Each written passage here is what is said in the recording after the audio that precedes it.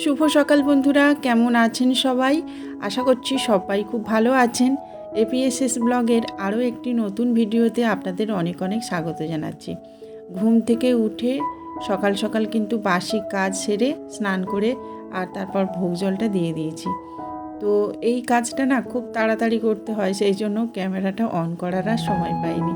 তো এখন আমি এই যে গাছে জল দিচ্ছি, তো ভাবলাম এখন থেকেই ভিডিওটা শুরু করে দিই। তো বন্ধুরা, এখন থেকে তো ভিডিও শুরু করে দিয়েছি আর এখন বাজে সকাল 6টা। তো পুরো ভিডিওটার সাথে থাকবেন, আশা করছি ভালোই লাগবে। তো গাছে জল দেওয়া হয়ে গেছে, এখন ব্যাগ নিয়ে কোথায় যাচ্ছি দেখুন। বাজারে নয় কিন্তু, এখন ব্যাগ নিয়ে যাচ্ছি মাঠে। তো এই যে বাড়ির পাশে একটা ছোট্টখাট্টো মাঠ আছে, তো ওখানে অনেক শাক হয়েছে দেখতেই পাচ্ছেন। আর এই কুমড়ো গাছটা বন্ধুরা অনেকটা বড় হয়ে গেছে, তো একদিন ওটাকেও কেটে রান্না করতে হবে। তো যাই হোক, আগে দেখেছেন প্রচুর পরিমাণে কলমি শাক ছিল, কিন্তু বৃষ্টি হওয়ার পরে সমস্ত কলমি শাকগুলো জলে ডুবে গিয়ে মরে গেছে। তো আবার নতুন নতুন শাক হয়েছে, এই যে ছোট্ট ছোট্ট দেখতেই পাচ্ছেন। তবে এবারে না সাঞ্চে শাকটা বেশি হয়েছে, কলমি শাকটা তেমনভাবে হয়নি। আর এখন আবার পোকাও লেগে গেছে দেখছি। তো যাই হোক, শাকের রঙটা দেখে বুঝতেই পাচ্ছেন একদম সবুজ ঘন তাজা। আর এমন সবুজ তাজা তাজা শাক দেখলে না খেতে ইচ্ছে হয়। তো অনেক দিন ধরে ভাবছিলাম শাক তুলবো, কিন্তু সময়ই পাচ্ছিলাম না, সেই জন্য আর তোলা হয়ে ওঠেনি। তো আজকে দেখুন একদম এক ব্যাগ শাক তুলেছি। তো ভাবলাম সময় তো পাই না শাক তোলার, তো আজকে যখন নেমেছি একটু বেশি করেই তুলে নিই, তাহলে 2-4 দিন ধরে খাওয়া যাবে। আর শাক তোলা হয়ে গেছে, এখন ব্যাগ নিয়ে বার হয়েছি বাজারে যাওয়ার উদ্দেশ্যে। এই যে খালপাড়ে রাস্তা দিয়ে যাচ্ছি দেখতেই পাচ্ছেন। তো খুব তাড়াতাড়ির মধ্যে বাজারটা সেরেছি, মুড়ি কিনেছি, তারপর মুদিখানার যে কয়েকটা জিনিস ফুরিয়ে গেছিলো সেগুলো এনেছি, তারপর ওই মাছ এনেছি। মোটামুটি অনেক জিনিস কেনাকাটি করে আর কি গুছিয়ে চলে এসেছি। আর সকালে টিফিন করা হয়নি, সেই জন্য আমি এই যে পাউরুটি নিয়ে এসেছিলাম। আর সেই গাছের কলাটা দেখুন পেকে গেছে, তো কাঁধে শুদ্ধ একদম বিছানার মধ্যে নিয়ে বসে গেছি কলা ছাড়াতে।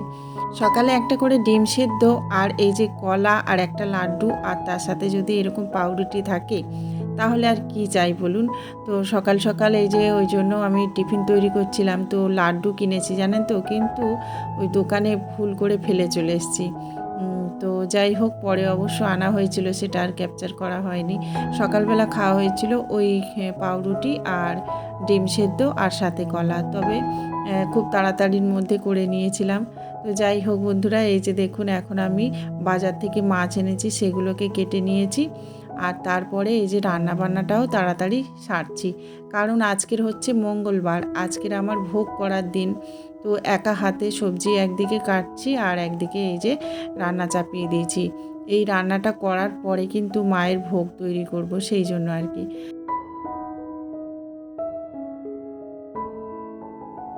তো উচ্ছে চচ্চড়ি করব চিংড়ি মাছ দিয়ে আর সর্ষে বাটা দিয়ে, সেই জন্য উচ্ছেটাকে ভাজা বসিয়ে দিলাম। আর ভেজে ভেজে করলে কিন্তু এই তরকারিটা খুব সুন্দর লাগে, গরমের দিনে বেশ ভালো লাগে, সেই জন্য আর কি উচ্ছেটা এরকমভাবেই করছি। আর তার সাথে সাথে একটু বেশি সর্ষে বেটেছিলাম, তো সেটা দিয়ে আর ওই তেলাপিয়া মাছের সর্ষে বাটা দিয়ে ঝাল করেছিলাম। আর মাঠ থেকে যে শাকটা তুলেছিলাম সেইটা বাছতে বাছতে কিন্তু অনেক সময় চলে গেছিলো, কারণ ওই শাকটা দেখতে এত সবুজ সুন্দর হলে কি হবে, ওর মধ্যে ছিল অসংখ্য পোকা। তো সেগুলোকে বেছে আবার রান্না করলাম। কোনো কিছু আমরা বাইরে থেকে বিচার করি, সেটা কিন্তু একদম ঠিক নয়। তো সেই রকম আর কি, শাকটা দেখুন বাইরে থেকে কত সুন্দর লাগছে, কিন্তু এই শাকের ভিতরে অসংখ্য পোকা ছিল। তবে গুণটা ভালো ছিল, খেতে কিন্তু দারুণ লেগেছিল। তো ওই মাঠের শাকটা না এত টেস্টি থাকে, সেই জন্য মাঝে মধ্যেই আমি কিন্তু মাঠ থেকে শাক তুলে আনি। তো এই যে শাকটা ভাজলাম একটু রসুন ফোড়ন দিয়ে, আর তার সাথে একটু লঙ্কা কুচিয়ে দিয়েছি আর একটু পেঁয়াজ কুচিয়ে দিয়েছি। তো ওটা দিয়ে ভাজা করেছিলাম, খুব সুন্দর টেস্ট হয়েছিল। আর তারপরে এই যে উচ্ছেটা সর্ষে বাটা দিয়ে আর চিংড়ি মাছ দিয়ে করেছি, আর শেষে বসিয়েছিলাম প্রেসারে করে ভাত। তো তাড়াতাড়ি করে রান্নাবান্না করে আর ছাদে গিয়েছিলাম, কারণ ভোগ জলটা দিতে হবে।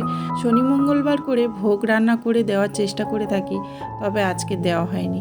ভোগ রান্না করতে এসে দেখছি কাঠ একদমই নেই। তো সেই জন্য আবার কাঠগুলো এনে আর রোদ্দুরে দিলাম। আর এমনিতেই অনেকটা দেরি হয়ে গেছে, সেই জন্য আর ভাবলাম যে আজকের আর ভোগটা রান্না করব না, আজকের ওই চিঁড়ে মুরগি দিয়েই ভোগটা দেব। তো যাই হোক, ওদিকে কিছু কাঠকুটো এনে আর রোদ্দুরে দিয়ে দিলাম। আর এখানে কয়েকটা জামা কাপড় এখন একটু সার্ফ জলে ভিজিয়ে রাখছি, কারণ এই সময় করে না জলটা একটু গরম আসে, মানে প্রথম জলটা যেটা পাইপের মধ্যে থাকে না, সেই জলটা অনেকটাই গরম হয়। তো এই গরম জলে যদি আমি জামা কাপড় একটু ভিজিয়ে দিই তাহলে কিন্তু দারুণ পরিষ্কার হয়। আর এই ঝুড়িগুলো এনেছিলাম আমি ঘাস ফুল গাছ বসাবো বলে, যেগুলোকে আমরা পর্তুলিকা বলে থাকি। তো সেগুলো আর বসানোর সময়ই পাইনি, তো সেই জন্য কতগুলো ঝুড়ি দেখতেই পাচ্ছেন, মোটামুটি 15-16টা ঝুড়ি আমি কিনেছিলাম। তো ওখান থেকে আবার কিছু কিছু ঠাকুরের ঝুড়ি করে নিয়েছি, কিছু কিছু আবার আমার রান্নাঘরের ঝুড়ি করে নিয়েছি। তো এখনও মোটামুটি 10-12টা আছে।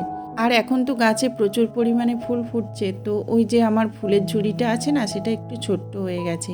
তো সেই জন্য এখন আজকের ওই বড় ঝুড়ি একটা নিয়ে নিলাম। আর এই দেখুন না, জবা ফুল তো মোটামুটি ভরে ভরে ফোটে, তো সেই জন্য একটা বড় ঝুড়ি নিলাম। আর জবা গাছে দেখুন, প্রতিটা জবা গাছে মানে কি বলবো, 3টে 4টে 2টো এরকম করে ফুল ফুটছে। তো ভীষণ ভালো লাগছে জানেন তো, এই গরমের সময় এত করে জবা পাচ্ছি, বেশ সুন্দর লাগছে। ফুল তুলতে যেমন আনন্দ, তেমন কিন্তু গাছে থাকলে মানে সৌন্দর্যটাও খুব সুন্দর হয়। তো সেই জন্য সকালবেলা যখন আমি পুজো দিই তখন 2-1টা ফুল তুলি, তো ফুলটা থাকে। আবার দুপুরের দিকে যখন পুজো দিই তখন আমি সমস্ত ফুল গুড়িয়ে তুলে নিই। তো অনেকটা ফুল হয়েছে, এখন চলুন তাড়াতাড়ি করে ভোগের বাটা গ্লাসগুলো মেজে ঘষে নিই, তারপরে ভোগটা দিই। এখন তো গরম পড়ছে, আর গরমকাল এলেই না শুধু শুধু কারেন্ট চলে যায়, তখন এত ভ্যাপসা গরম হয়। সেই জন্য আমি দুটো চেয়ার কিনেছি, যাতে যখন কারেন্ট চলে যাবে ছাদে এসে বিকালের দিকে বা রাতের দিকে একটু বসতে পারি। কী বলুন তো, ছাদ তখন প্রচুর গরম থাকে, নিচে যদি মাদুর পেতে বসি তাহলেও কিন্তু অনেকটা গরম লাগে। তো সেই জন্য ভাবলাম যে 2টো চেয়ার যদি থাকে তাহলে আমরা বসতে পারবো। তো এই যে দেখুন, আমি এখন ভোগ জলটা দিয়ে দিচ্ছি, আর এভাবেই আজকে ভোগ জলটা দিলাম। তো চিঁড়ে মুরগি, খই, বাতাসা এগুলো দিয়েই দিলাম। আর এই যে মা, দেখুন আজকের কিন্তু মাকে জবা ফুলের মালাও দেওয়া হয়নি। তো বাজারে গিয়েছিলাম, কিন্তু আজকের আনতেই ভুলে গেছি। ওই যে বললাম না, এখন করে প্রচুর ভুলো মনা হয়ে গেছি, মানে একটা জিনিস মনে মনে করে যাব, কিন্তু সেটা আনতেই ভুলে যাব। এরকমটাই কিন্তু এখন আমার সঙ্গে হচ্ছে। তো যাই হোক বন্ধুরা, ভোগ জলটা দিয়ে তারপর আমরা সবাই মিলে খাওয়া দাওয়া করে নিয়েছিলাম। আর এখন দেখতেই পাচ্ছেন বিকাল হয়ে গেছে, সূর্যি মামা পাটে যাওয়ার জন্য তৈরি। আর দিনের আলো যতক্ষণ থাকবে ততক্ষণ কিন্তু আমাদের কাজের কোনো বিরাম নেই। তো ওই যে দেখুন, ওই আগে আমি ভিজিয়ে দিয়েছিলাম যে জামা কাপড়গুলো, সেগুলোই এখন কাচাকাচি করে নেব আর তারপর মেলে দেব। আর জানেন তো, বিকালের দিকে কাচলেও দেখেছি ওই 9টার মধ্যে বেশ ভালোভাবে শুকিয়ে যায়। তো রাতের দিকে আমি কিন্তু বেশিরভাগ সময়টা ছাদেই থাকি, কারণ গাছে আবার জল দিতে হয়। তো আপনাদের সাথে তো প্রতিদিন জল দেওয়া শেয়ার করা হয় না, এরপরে কিন্তু সন্ধ্যের দিকে আমি গাছে জল দিয়ে দেব। আরও অনেক টুকিটাকি কাজ কিন্তু থাকে, যেগুলো মানে এই বিকালবেলা আমার সারতে হয়। তো আজকে যেমন ওই অনেকটা মোচা আছে, সেই মোচাগুলো আজকে ছাড়িয়ে রাখবো, তাহলে কিন্তু কালকের আমি রান্না করতে পারবো। আর তাছাড়া ছাদে কিছু ওই লঙ্কা শুকাতে দেওয়া আছে, সেগুলোকেও ভালোভাবে কিন্তু তুলে রাখতে হবে। তারপর কিছু আমলকি শুকাতে দিয়েছি, সেগুলোকেও ভালোভাবে তুলে রাখবো। তো এইসব আর কি ছোটো ছোটো টুকিটাকি কাজগুলো থাকে। গাছে জল দেওয়া, গাছে বিষ দেওয়া, গাছে একটু যত্ন নেওয়া, এগুলোই থাকে। তো সেই সব কাজগুলো করতে আমারও ভীষণ ভালো লাগে, আর এইসব কাজ করলে বেশ তাড়াতাড়ি সময়টাও কাটে। আর কি বলুন তো, আমি একদম বসে থাকতে পারি না, মানে বসে শুয়ে থাকলে আমার কেমন একটা হয়। আর টিভি দেখার নেশাও আমার নেই, সেই জন্য টিভি তো দেখেই না। যা একটু সময় পাই হয়তো একটু গাছের পেছনে লাগাই বা একটু ঠাকুরের কাজে লাগাই। আর যা কাজ করি সেটাই তো আপনাদের সাথে শেয়ার করি, তার জন্য একটু এডিটিংয়ের কাজগুলো ফোন নিয়ে করতে হয়। তো অবসর টাইম পেলে সেই কাজগুলো করে থাকি। তাও এখন না, মানে কি বলবো, সংসারের কাজ করতে করতে এতটাই মানে সময় চলে যায় যে এই কাজটা করতেও অনেক সময় সময়ই পাই না। তো যাই হোক বন্ধুরা, এই যে মোটামুটি হাতের কাজ অনেকটা গুছিয়ে ফেলেছি। এখন শুধুমাত্র এই লঙ্কার মোটাগুলো ছাড়িয়ে নেব, তাহলেই অনেকটা কাজ হয়ে যাবে। আর রাতের দিকে দেখি ওই মোচাটাকে আর কি ছাড়িয়ে নিতে হবে। তো যাই হোক বন্ধুরা, এই যে দেখুন অনেকটা শুকনো লঙ্কা, আর এগুলো হচ্ছে আমলকি, এগুলো দেখুন একদম শুকনো হয়ে গেছে।